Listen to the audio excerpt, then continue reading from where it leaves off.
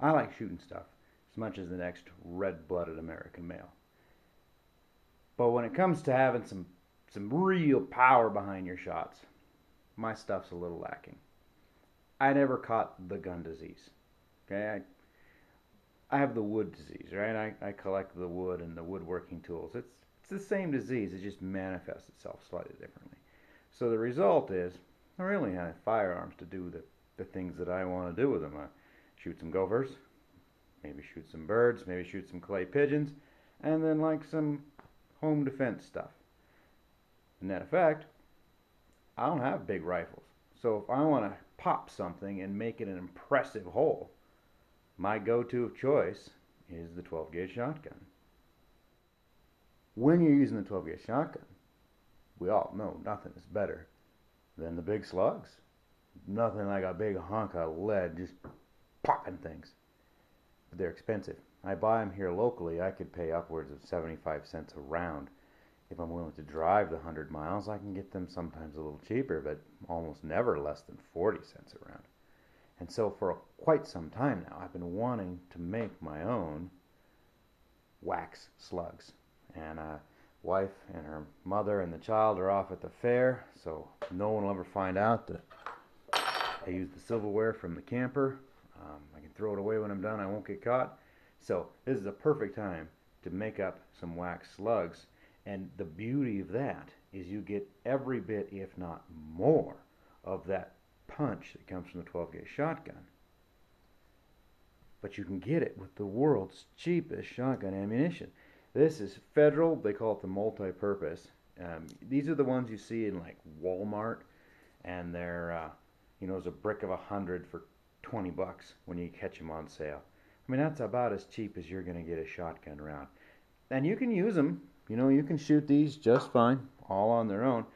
The thing is, they're so light and there's so many little tiny pellets. Yeah, if you're a ways away, all you're going to do is piss something off, right? So what we're going to do here is we're going to pop the top off a bunch of these and make us up some wax slug rounds. After doing a little experimentation, see all these cheap ones have been this swedge close. There used to be you could just pop these open, but they're kind of a melted thing. But what I've found is that if you come along here and you just cut that bottom edge off,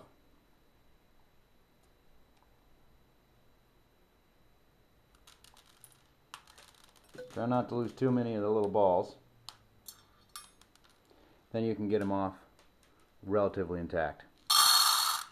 They all go in there. You want to make sure your shot cup is still down nice and tight, and that it doesn't have any holes in the bottom. I don't know why it would, but that it doesn't have any holes in the bottom that your wax can get into. It's best to make these up in small batches. Here is my little tuna fish tin of shot there, and that's 5 shells, and I'm going to put some wax in. And this wax here is from a votive candle. I know a lot of guys use color crayons, but my kid still uses color crayons. So I went in and I swiped one of these out of the cabinet. And what's nice, they've got a wonderful lilac scent to them, because if you're going to do this, it might as well be pretty. You certainly don't need a massive heat source like a Coleman camp stove. It's just what I have. So I got my wax in there. You got to warm everything up. You're not looking for too particularly hot, because you don't want to potentially damage the shell casing or anything like that. And you want your wax to cool in a relatively reasonable amount of time. Because you're not going to have a crimp anymore, you need to make sure your wax is warm enough to really get down in to the shot cup that's still embedded in the shell there, so that everybody can confuse together, because it would really suck to have them start falling out the end. Big wax plug. So that's what I'm doing. So I just got to bring my lilac sweet dreams, or whatever this is here, up to melting and mix them around. When it comes time to putting them together, by gosh, the last thing you want to do is have your wax in your shot so hot it could potentially melt something, and then, you know, very, very bad things can happen. So the way I'm testing that is just with a piece that got cut off the end. Give her some time. Does it soften? If it softens, let it cool a little bit before you start. If it doesn't soften, we'll start spooning them in. When you're using a stove like this, you know, you can really get it too hot. That's why a lot of the guys melt their wax over the top of a lamp, a light bulb. Okay? So, you know, let me just say, don't do this. But if you're going to do this, don't do this. But if you're going to, yeah, don't spoon lava into a tiny plastic container full of explosive powder. It's just not a good idea. Just for fun, I'm adding a few of these hand-cast rifle bullets, you know, nice and heavy, to the bottom of every shell, sort of like a big buckshot kind of thing. They don't fit anything I own. They don't fit anything anyone I know owns. And you know how people are. If they don't cast them and they come out of a coffee can, people are understandably nervous about using them anyways. I picked it up for the lead. So I'm going to drop some of these down in there, and then I will pack my wax shot in around it. The way I'm doing it is I am taking one of my mystery cast rifle bullets. I'm dipping it in the wax there. I position it in the center of the shell. Give it a second or two for that wax to harden up. I'm only doing that so that it stays basically centered. And then you pour over and around the top of it.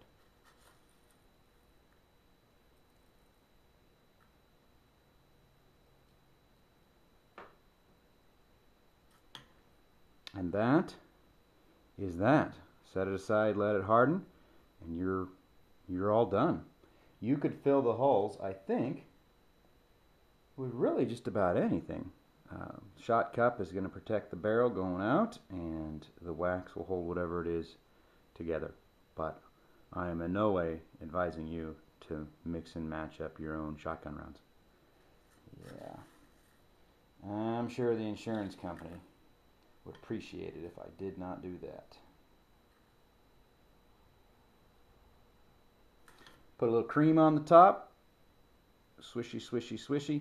You want to make sure you have no tits sticking up in the center so that it strikes a primer. Say you're doing a pump shotgun. I'm not really going to worry about it. I'm going to worry about it. I'm going to make sure that I don't have anything sticking up, because don't add danger for yourself. But I load these one at a time. I don't fill the magazine. Just added precaution kind of thing. It only dawned on me. I needed a little more wax. I ran up. They said, wife's gone right now. Daddy's unsupervised. And I ran up her little craft room area there, and I was looking for some, and I found these little squares of wax. Okay. Never miss one of these, right? I think it's some sort of scent wax. Like you add this to other wax to make the whole thing smell. So it's like super These are going to be the prettiest damn shotgun shells. I mean, you're going to smell this coming when you shoot them. So, yeah. No one tell my wife. Here we go. We have got a 45 caliber hand cast bullet.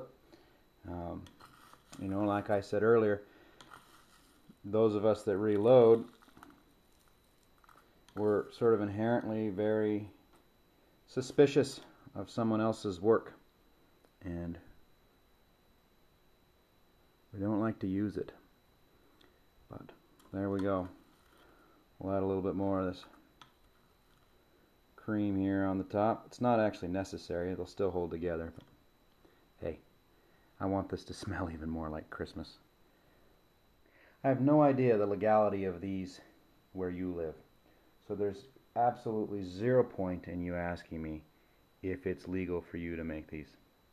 I live in Montana, and for all practical purposes, we don't have any laws whatsoever. They're perfectly legal. That said, I think if a game warden stopped by and found that you were shooting some sort of weird custom rounds out hunting, yeah, you're going to make a mess. Out hunting, I believe that might be the last time you're allowed to hunt there for quite some time. So, I think it's kind of an irrelevant thing. These do not fly straight, so it's not like you're going to hit what you're aiming at if what you're aiming at is very far away. But that said, don't hunt with them. I am sure that is a bad idea on your part. I believe they'd be effective. I think they'd be super effective. Probably very humane. But as far as you being allowed to continue your hunting privileges, I'm sure using anything like this is a mistake. But for me, it isn't rabbit season, it isn't duck season, it's computer hard drive season. So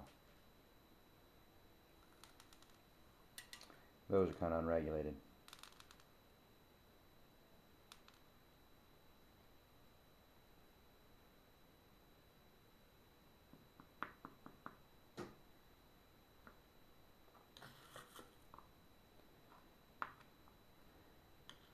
And just talking while we do this here, I bet they'd make some fairly serious home defense rounds too, where you're going to get the punch and stopping power